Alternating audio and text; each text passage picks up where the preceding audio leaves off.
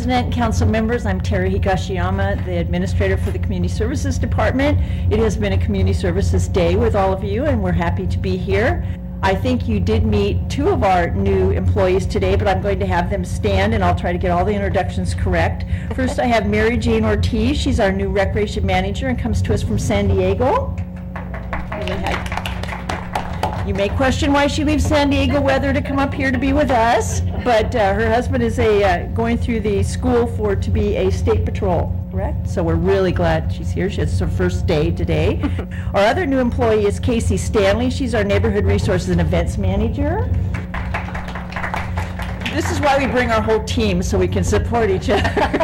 And she comes to us from Burien, 15 years there in the city of Tukwila before that. So today they have gotten every pamphlet and booklet and brochure imaginable, so we're going to test them tomorrow. But they're come with an amazing experience. We had 85 applicants for our recreation manager and 95 for the other position, and great quality. So these two women did a great job, and we had interdepartmental teams that did the interviews, and so we're very happy that they're here. So thank you for joining us. So we told them they get to stay for tonight. So today we've got multiple things to cover, and we need to be done by no later than 10 to 7, correct, Mr. President? Yes, that's why we started on time. Yes, so we'll get it, and if we can't cover everything tonight, we will come back at the next date and come in. So we're going to cover the senior business plan. Chris Stimson is going to just talk a little bit about where we're going with that. Carrie Olson will talk about the farmers market beer and wine tasting that we want to implement this year. We'll have a little bit of conversation about the Coulon Park summer activities and just what we're doing on parking. And then Leslie will close it out with our Sunset Park briefing and what's going on there. And then we've got a few other items, if we have time, that we will cover from there. So we're going to click along pretty fast. If you have questions, let us know, and we'll cover from there. So I'm going to turn it over to Chris Stimson first, our Recreation Director.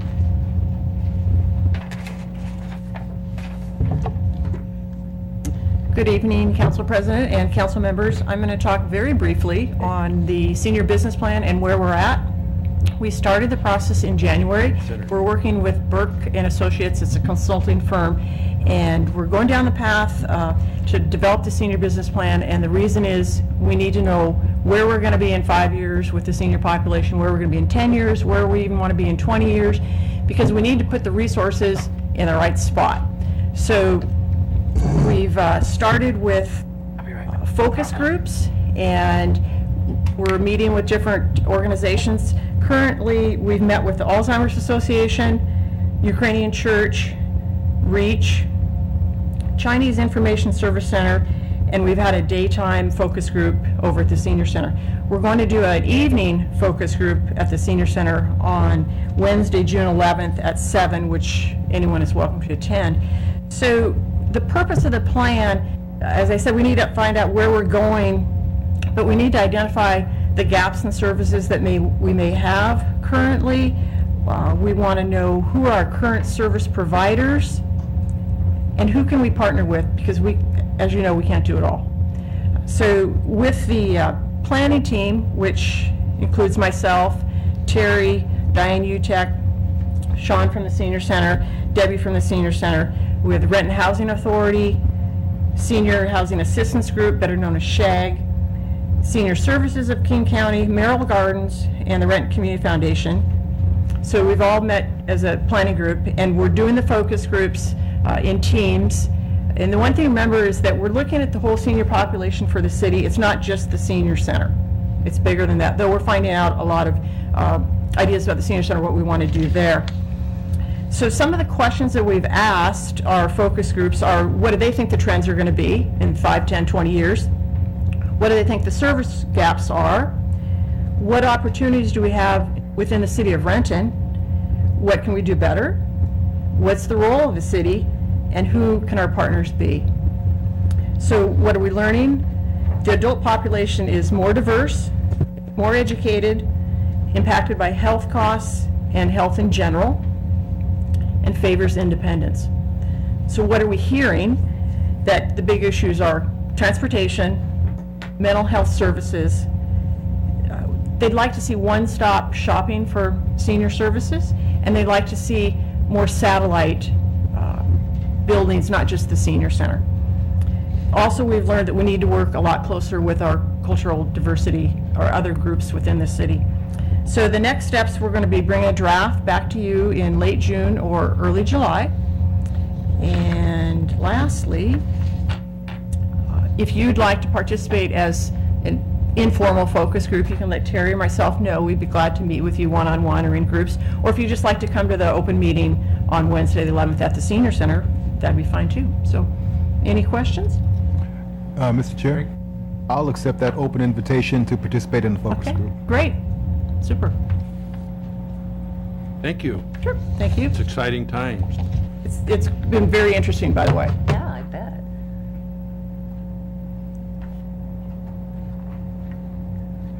Hello, I'm Carrie Olson. I'm the Renton Farmers Market Coordinator. And I'd like to thank the council president and council members for allowing me this time. We are proposing that we allow the sampling of wine and beer at the Renton Farmers Market this season. A couple of things to go over that were in all of the paperwork that we submitted to you guys, if you had a chance to review. Only Washington State wineries and breweries with wine or beer of their own production with the appropriate farmers market endorsement may sample at the farmers market. This is a way to encourage additional farmers. These farmers are farmers that grow hops and grapes for wine. We're limited to 3 wineries or breweries each market day. And I brought some nice visuals for you guys. I wanted to show you what we're talking about here. So of those 3 wineries or breweries that we have, they can only each sample 2 ounces. So this represents approximately 1 ounce for a total of 6 ounces. So if you can see the line that I drew right here on the wine glass, that's 6 ounces. And then also to designate the area, we would have a barrier of about 42 inches stanchions that would separate those vendors. And the customers must remain in the designated sampling area while they're sampling. They can't walk around the rest of the market with their samples. All of the winery and brewery employees serving samples must hold what's called a MAST permit, or the Mandatory Alcohol Server Training Permit. And then also the wineries and breweries, they must provide food, which can be things like crackers or pretzels. In addition, the farmers market will go another step further. We're going to require each winery and brewery to sign an addendum to our normal agreement, reiterating those above requirements, as well as providing evidence of the commercial general liability insurance with the 1 million limits, 2 million general aggregate, and state that the winery brewery has a liquor liability coverage for the off-site alcohol events. And a copy of the certificate of insurance naming the city of Renton as a non-contributing additional insured will also be provided before this agreement is finalized. In addition, we're also going to require that the wineries and breweries charge for samples, and they can then apply that charge towards purchases. And we don't plan to define that charge. So, is there any questions? So excuse me, the wineries will charge a certain dollar fee, and then they can also sell their product at the same time. Yes, they'll be selling bottles of wine if the person chooses after they sample to purchase a bottle, but it's unopened containers. They're not able to open that bottle on Right. site. So And what is the response from the breweries and the wineries been? they're banging down the door. I haven't actively pursued any of them. I've got about 4 or 5 of them that have been emailing me and calling me, waiting, wanting in. So the response has been very good. And again, I haven't pursued anyone because we don't have the authorization from either the state or from council yet. So So if the council passes this tonight, which I don't, am I not seeing any adverse reaction to it, how long will it take to get the? we did handle the application on May 15th, knowing that it takes approximately 50 days for it to get approved. Also with the understanding from Liquor Control Board, we can pull that application at any time if there was any concern or disapproval from council or from anyone else. So that is in process. We posted the public notice was posted on May 22nd down on site at the market. I don't know if you've seen it, may have seen it. And then the deadline for public comment will be June 9th. And from there, we move forward. If everything's good, we would like to have tastings just on 9 weeks, just in July and August. Those are typically our most highly attended markets. The weather's generally typically very good, and we've already given ourselves a chance, a 4-week chance to kind of get things going with the market starting tomorrow night. So, Mr. Any Chair. other question? Yes. You want to go first? Marcy? Will the individual vendor decide how much they're going to charge for the samples? yes. You don't recommend? No. We can make a recommendation, would probably be like $1 a sample, but we're not going to make any dollar amount requirement. And is this over on the new Market West? Yes, this will be in Market West, Okay. which, for those of you that we didn't talk with earlier in finance, that is the expanded footprint area, the old Big Five lot. And it just gives people another reason to cross the street and visit the new section and shop with the new vendors over there as well. And so are you going to rotate them since you have so many people? Or Well, yeah, they're going to that would want be the to plan. be able to come every time, Yeah. but you're going to rotate? Yes. Depending on the applications that I get back in, we'll figure out the best method for the most variety. Well, good. Greg? Well, you preempted my question, Marcy. I was also curious, since we had such an overwhelming response of wineries who want to partake in this opportunity, what the selection process was going to look like.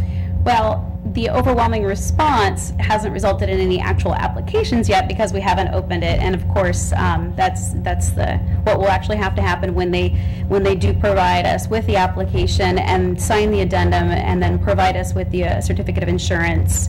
Then we'll take a look. Generally, a lot of the vendors don't necessarily want to be at every market. They might choose 2 or 3 dates. So it's just a balance of who applies, when they apply, how many dates they want to join us, and somehow you magically bring that all together and make it happen. Okay. Okay. All righty then. Thank you. That's Thank great. you. And I'll sign the report and it'll come forth tonight. Thank you, and I do want to thank Carrie. She's done a lot of research. You may be aware that this was a legislative action taken to help those farmers that do produce wine and beer and in our commercial venture, which is a high product that sells in our state. So that recently changed, and that's why we thought we wouldn't go through the whole market. We would do a limited number of weeks and see how people respond to it. And she's got some great ideas planned along with the Piazza Group that has just been amazing. They're all ready to kick off the market tomorrow at 3, so I will take the chance to invite as many people down that can come and welcome them to also visit the other site where we'll have a lot of new vendors coming in and celebrating the farmers market. So I think it'll just add more taste and flavor. So we're very excited about it. So a little bit about Coulon. We presented to you a few weeks ago about some of the CIP projects, the capital improvement projects that we had going on. And we talked about some of the restructuring or the rework that was going to be done at Coulon, probably starting either the end of this summer or into next year. So for this year, we will be keeping our concerts there. We are going to try one concert over in the grassy knoll area to see how it goes on the slope, where we kind of do the 4th of July presentation for the music and see how that works, because as we take up the pavers next year and have to rework where people are coming in and out, we want to see how we can make that work for people and how that concert venue looks. It works well for 4th of July. It does get a little soggier when it rains, so we're going to have to see it. But we will have 1 year of disruption while that work's going on, and we can't avoid that. We'll work with Ivers and Kid Valley and make sure people can come down from the other side. But as anything, when it wears, you have times, and only certain times that you can get in for water table and other things. And so we will be testing that out a little bit this year, but letting you know that that's going to be a challenge for us next year, and we'll work with our public far in advance to make sure we're working and accommodating everyone. The second part of that is making sure that people can get down to Coulon. There's only so much we can do about parking, and there's only so much parking. And since Ivers and Kid Valley supports the concerts, that's why they're down there. So we're going to this year have our performers park over on the boat launch on the parking stalls that are closest to where they perform. Now, the community band, which is a very large group, we bring them in a van down. The recreation staff actually brings them down because they have so many instruments and so many cars that we always do that to protect the parking there. But on our other performers, when the schedule is set, we'll have them parking on the one stalls that are over, and that will open up a few more stalls from there. As construction starts on other projects down on the Lake Washington Boulevard and that, we're going to have to take one step at a time. It is a longer walk, but since we're supporting ICANN and a walkable community and people being healthier, you may have to walk over from the landing or from a little farther away on our busier nights down at the park when it's hot weather. So it is a great thing about being popular. It's a difficult thing when you don't always find a parking stall up close where you want to be to the event you want to go to. And so we thank the public for being patient about that, but it also is a way for us to make sure the park doesn't get overused with too many people, and we be able to manage that. So we're trying a few things, tweaking it through, and then we'll work towards sort of a transition for next summer and be ready for that when we get through the construction phase of some of the things we have to do and limited by the season that we can do them in. So we will be certainly coming back to you and working with the public on all of those as we move forward. So another thing that's going on, and I would like to first just say thank you to all the team, to all of you, to our mayor, and all of our community that helped us build the Meadowcrest Playground. How nice to get the Governor's SMART Award. Oh, yeah. And be celebrating one of the best projects around the state as we just opened it. But it was because of all of you, the school district, the superintendent, and all of our partners in the community that playground is open. And if you've got even a chance to drive by there, you'll notice it is packed all the time. And so we're very excited about it, and we're excited about all the wonderful emails that the public is sending in to us about how much they're enjoying it. And I do want to thank the Renton Reporter and Brian, who gave us wonderful press because it drew people to the playground. We can do the best marketing possible, but sometimes that extra boost gives us the population that maybe didn't catch that opening or that other time. And we've had a lot of people visiting that playground because they read about it, and families who for the first time are being able to play with their children in that park. So thank you to all of you, to the school district and all of our partners that made that possible, and certainly all the work that went into it. Now 4 years doesn't seem so long. Does it? Maybe not. Maybe it does. It isn't bad. So as we finish one, we're always moving on to the next, because you know we don't sit idle down on our floor, and we're moving on to the next project, and that is the Sunset Park. Now I will tell you, I will always start out, we don't have any money for this park, but that doesn't mean we can't have a good plan and be ready when we find that money to make the park happen. So Leslie Betlock is here tonight, and she's going to give you a briefing on where we are on that park up in the Highlands area and what our goals are moving forward. So I'll turn it over to Leslie.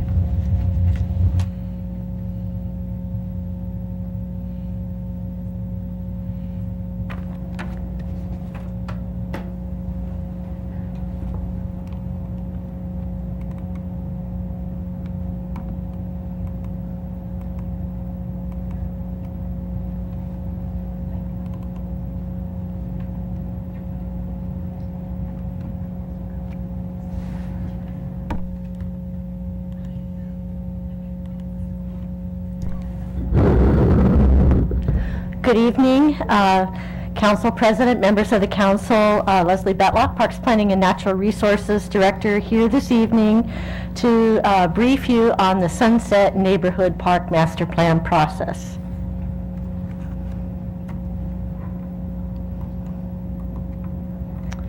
I could figure out how to, there we go. So this process actually started in 2007, goes back a few years, with the first Highlands Task Force. And there was a second Highlands Task Force that made recommendations in 2008. And then in partnership with the Renton Housing Authority, an environmental impact statement was done in 2010. And let me give you a little bit of an overview of the boundary, which is here in this plan outlined in dark. To to the north is our new Meadowcrest playground and Meadowcrest Elementary, adjacent to the North Highlands Neighborhood Center and Park. This is Harrington Avenue. To the west, we've got McKnight Middle School. Heading down along Harrington Avenue toward Sunset Boulevard is the future park site, as well as the redevelopment area for the Renton Housing Authority and the new Highlands Library. This is Sunset Boulevard right here. And then to the south, Highlands Elementary School and Highlands Park. And so as you can see, there's a couple of major green connections here. One is on Sunset Boulevard, and the second is along Harrington. And we call those the spines that connect all these different facilities together.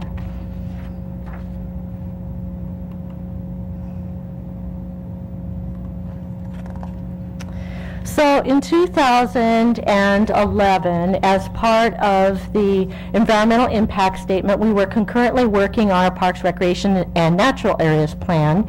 And this is an adopted concept that is included in both of those plans. And at that time, it was a 2.1 acre park, and it supported the library and the mixed-use housing. It was also the site of a regional stormwater facility located right here. Let me orient you. This is Sunset Boulevard, Northeast 10th, reconfigured Northeast 10th, Sunset Lane, the new library, and then mixed-use housing around the future park, including some housing right here. And I want you to take note of these yellow houses, because in the next slide, those are not there. So this next slide shows a new park envelope, a 3.7 acre reconfigured park minus the housing, and that's thanks to the Housing Authority, after several discussions, valuing the recreational valuing the recreational amenities that would serve all of these housing units. So in this area right here, the Renton Housing Authority, there's 100 units of public housing in the Sunset Terrace. They're in the process of relocating all 100 units and then adding another 150 affordable housing units. And those units, some of those units, are highlighted in this brown, gold, in this site right here called the PIA site. And then there'll be 410 mixed use market rate housing and adjacent to the new library right here. So it's going to be very intensely developed with lots of opportunities for the public to participate in recreation. Earlier this year, we hired a landscape architect, HBB, to start the public master plan process. And the photos that surround the park area were conducted as part of a field trip to document what the surrounding area looks like.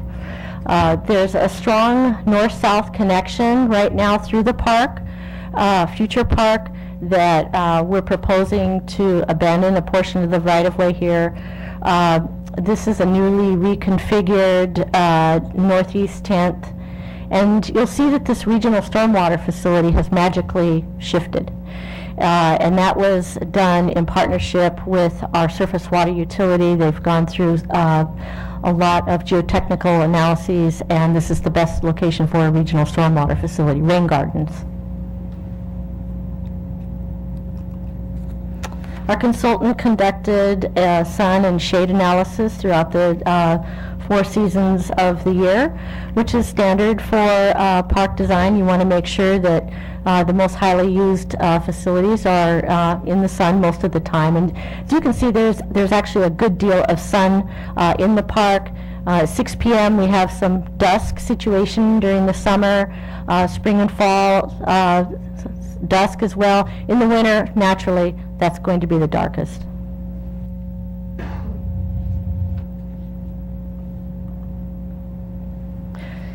February, we convened an interdepartmental team from several departments in the city, and that was followed by a stakeholder meeting involving not only the interdepartmental team, but all people who have been involved as part of the environmental impact statement process, the housing authority, the private developer, King County Library, the Technical College School District, local businesses.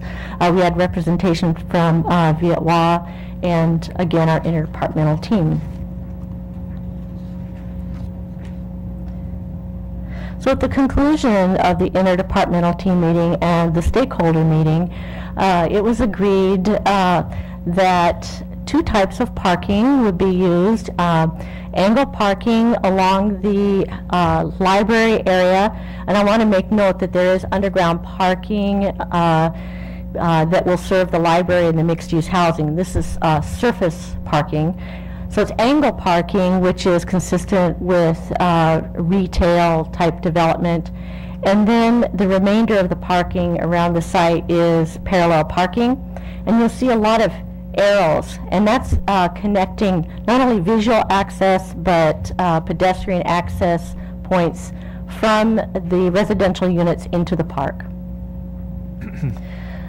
It was decided upon widened street sections, and that's what's depicted here below, as well as access into the park, kind of a maintenance access to serve the stormwater facility, for park maintenance access, and also parking for when there's neighborhood picnics up here and there's a barbecue that needs to be towed in. A load and unload zone, if you will. Just setting the stage. Yeah, good thinking. The other configuration that was decided was the regional stormwater facility and the rain gardens. And so as you can see that I'm going to call them beans. It's much more organic shape than the traditional rectangular fenced-in 3-to-1 side slope down into a rain garden facility. So this provides an opportunity for a connection to the park, pedestrian connections, visual connection to the library, which is located right here, and opportunities for education as well. For those of you who don't know, this area, this drainage basin drains into Lake Washington through Johns Creek at Jean Coulon Park. We went through a parks components exercise for the interdepartmental team meeting and the stakeholder meeting. And these are examples of types of facilities that could be incorporated in a future park, but the amenities themselves, such as picnic area, water features, and play areas, were the actual amenities that were desired by both of these teams. Mr. Chair? Yes, Greg. Leslie, can you go back to the slide that showed the initial configuration where the, before the expansion of the diagram of the park was shown? Where you had the interior yellow properties that were, I believe, either low income or affordable income properties, housing. That slide? Nope, one more. One more. Okay, so these properties that were the expansion of the park was able to have been configured that way by the relocation of these three buildings here? Correct. Okay, and these, how do we classify these? Are these affordable or low-income housing? I do not have the answer to that, but I can get back to you. Okay, they're not market rate, because the market rates are right on the street, right? Yes, market rates are in this area here. Okay, Yes. so that's one question. And then the existing PIA lot up to the, I guess that'd be the north Right here. west? Yeah. Mm-hmm. What's there now? What in this diagram? What's that? It's empty. There's nothing there now. It's a vacant Well, lot. I know it's a vacant lot, but this diagram is signifying what development there? So that diagram is a proposal for 57 units. And it's a mixture of 2, 3, and 4-story units to be constructed by the Renton Housing Authority. Okay, so the expansion of the park is going to relocate these properties, these 3 buildings, or some configuration of them, on that lot, which would take the place of that? Actually, that's a very good question, because I asked this question too.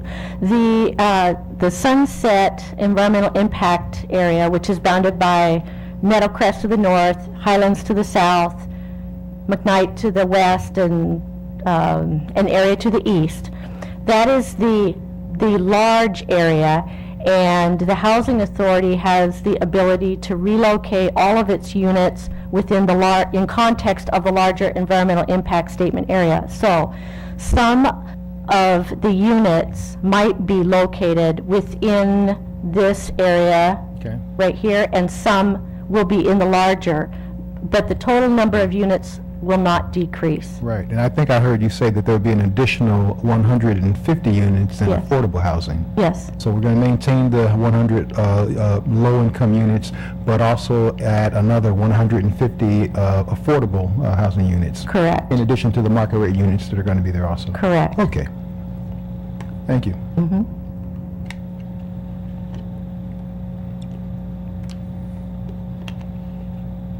So these were some of the other elements that the interdepartmental team and the stakeholder team desired. And at this point, our consultant had enough information to put together 4 concept plans based on the information received from those 2 meetings. And the context plans are basically, they're all about spatial relationships and circulation. I call these bubble diagrams. And so the 4 different concept plans have the same amenities. They're just reconfigured in different locations. All 4 concepts include play areas and picnic, a water feature, performance area, plazas, pedestrian pathways, and restrooms. And you'll see in all 4 that the configuration of the parking, the parallel parking, and the angle parking is consistent in all 4.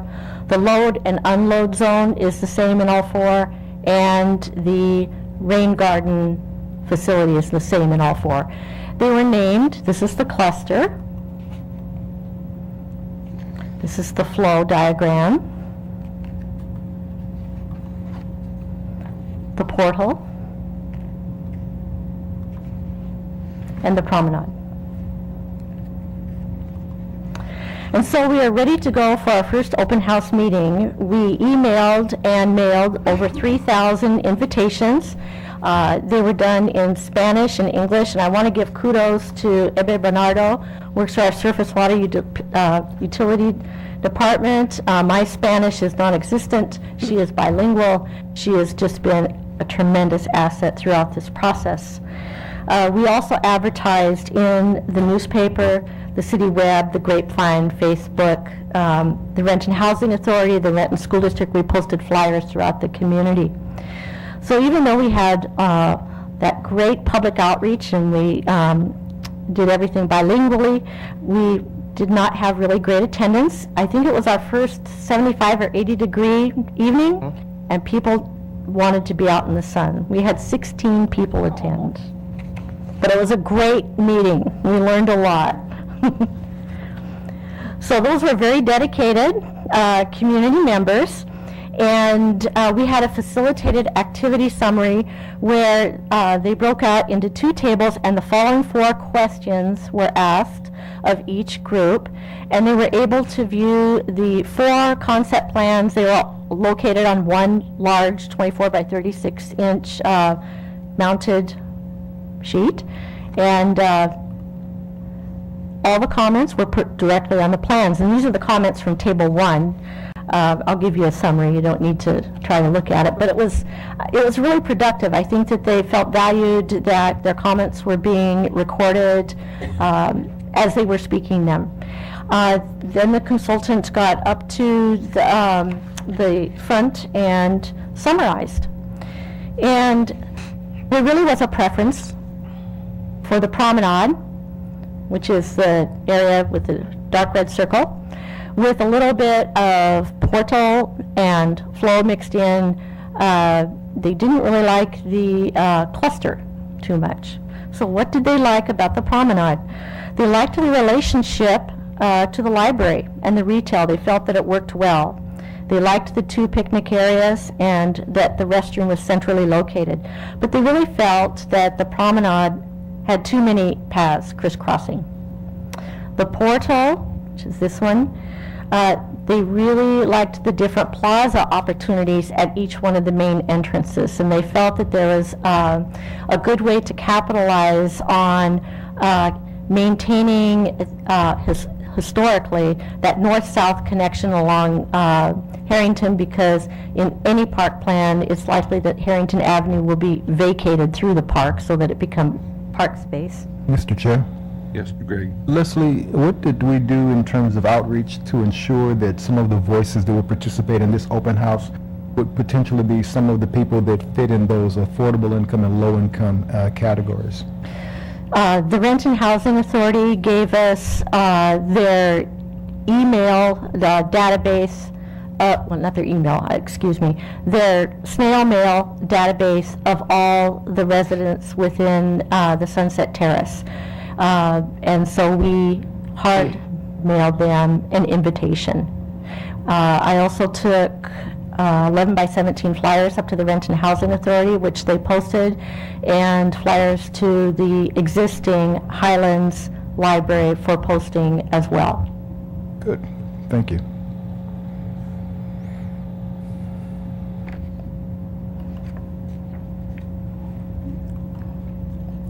So these were the desired park components that from the open house, the first open house meeting. And you will see that there were a lot of desired park components, actually too many that can fit in a 3.7 acre park, and particularly fields, like baseball fields and soccer fields, and tennis courts and basketball courts. And so we had some homework to do. And what we did is we took a look at the entire Sunset Planned Action EIS area. But more importantly, we looked at a half-mile walking distance to the north and a half-mile walking distance to the south. And to the north, at North Highlands Park and Neighborhood Center, there is an existing lighted tennis court. It does need refurbishing, but there's an opportunity to refurbish that tennis court. There's also a lot of land there that offers an opportunity for raised gardens. And I will say that the request for a community garden came from the residents immediately adjacent to and north of the North Highlands Neighborhood Center, and so there's a great opportunity there. At McKnight Middle School, there are 4 tennis courts, 2 basketball courts, 3 baseball fields, and 3 soccer fields. And that's about a quarter-mile walking distance. This is the future park area. This is McKnight, and this is North Highlands. And then to the south, albeit you have to cross Sunset Boulevard, at Highlands Park, there are 2 tennis courts, 2 basketball courts, 1 softball field, and 1 soccer multi-purpose field. And so within a half-mile radius in either direction, there are several developed amenities that could easily serve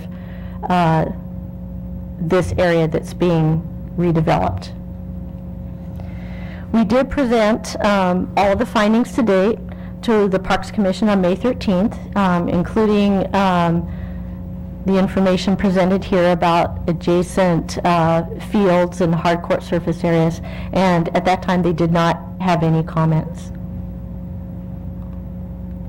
So our next steps is for our consultant to develop a preferred concept plan in preparation for our second open house meeting, which is scheduled a little over 2 weeks from now, June 18th, at McKnight's Middle School Commons area, and then our final open house will be sometime in this fall.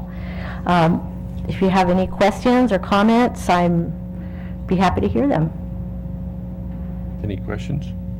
Great job, thank you. Yeah, fantastic. Thank you. Now you can just go out and find the money.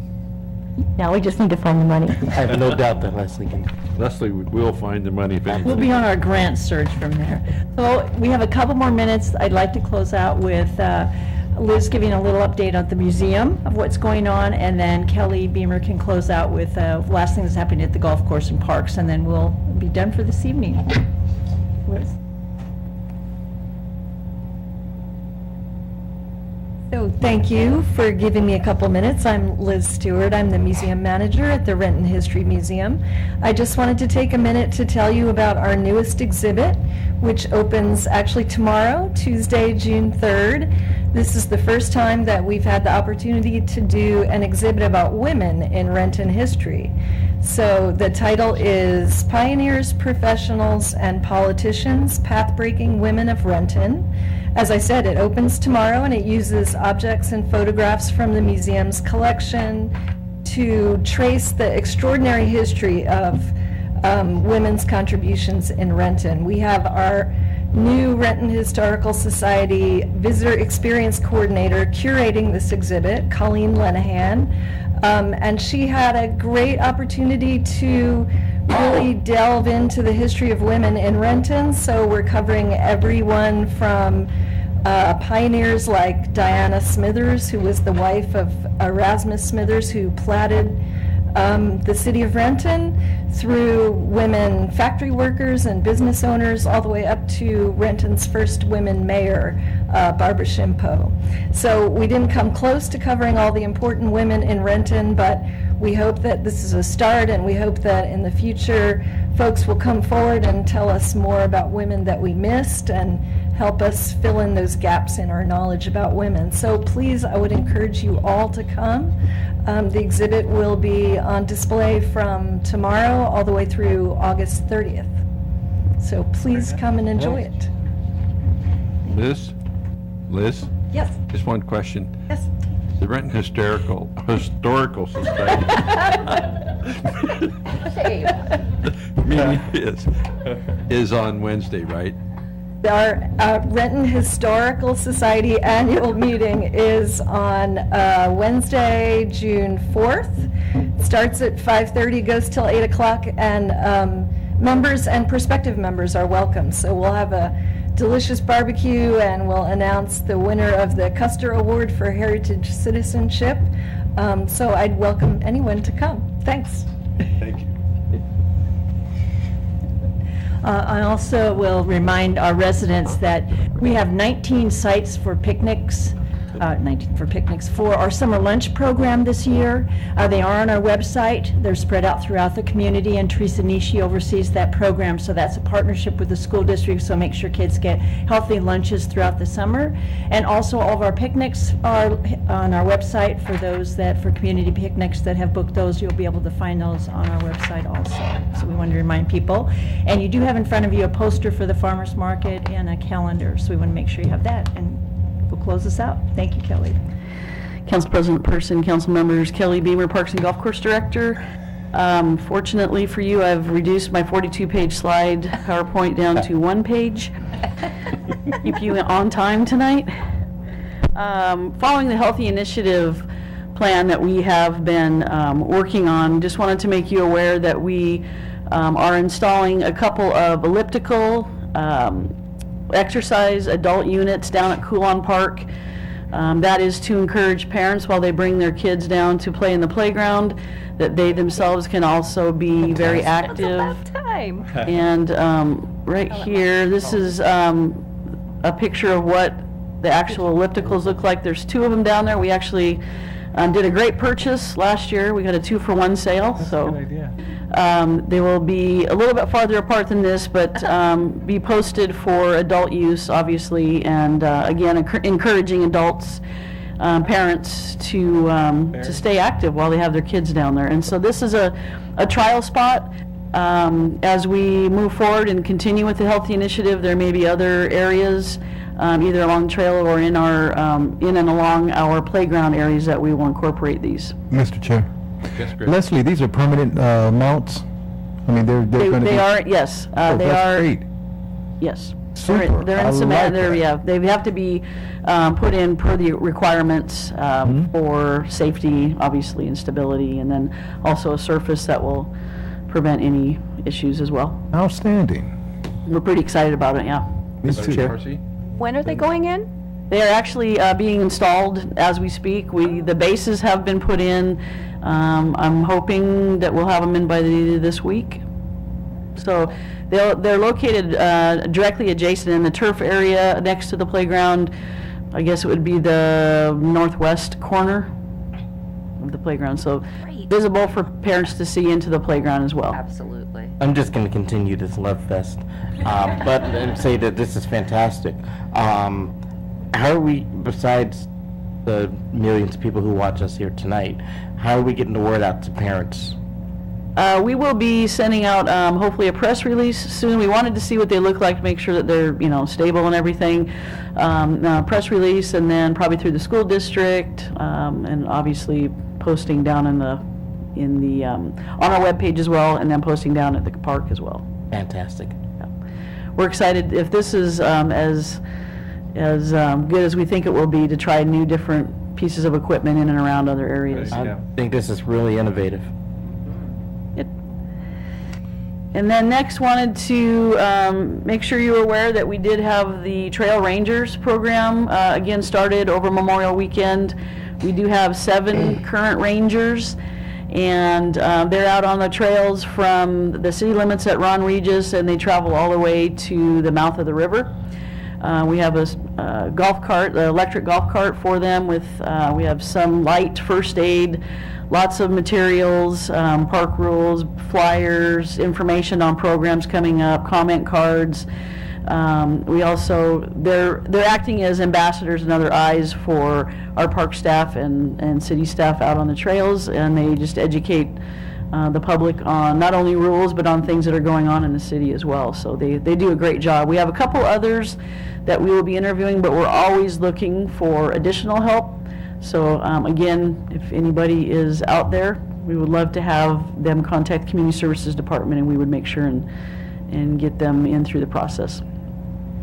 And then lastly, the golf course, another exciting, well, we call it exciting. Besides the fact that the golf course has been extremely busy with the good weather, we're coming into our 6th season as a Audubon Cooperative Sanctuary certified golf course, meaning that we are very proactive with the environment and looking at ways of conserving water and encouraging animals and everything else just through the environment to cohabitate with golfers on the golf course as well. So we're pretty excited about that. And again, when we were initially certified, we were the 12th golf course in the state to be certified. So we were pretty excited. And that's all I have. If you have any questions? Just one question. I understand continuing with the healthy initiative, at neighborhood picnics, we're going to be doing chicken instead of sausages. That is correct. I'm We so will be- proud of you. Thank you. We met with all the neighborhoods. Norma had me present in front of all the neighborhoods that we're going to hold picnics this And you're in year. one piece. And I'm here, I'm alive. And we feel that it's really important to keep our community as healthy as we can. So part of our job is to educate, so we'll be serving chicken on whole wheat buns, or you can go without the bun this year. And then Carrie Olson presented on healthy items that you can buy at the farmer's market on Tuesday before you have your picnics on Wednesday or Thursday, and we can help you make better healthy choices. So we'll continue that on, and I'm sure it will be very popular. So thank you for having the Community Services Department here tonight. As you can see, amazing team, lots of hard work. We only touched on a few of the things going on, lots of programs, and we hope people will get out and enjoy all their parks and all the events and activities that will be going on this summer. Thank you. Thank you very much. Thank you very much. With that, community services is over. Can be at a whole. Committee of the whole. And community services. I'm not doing very good tonight.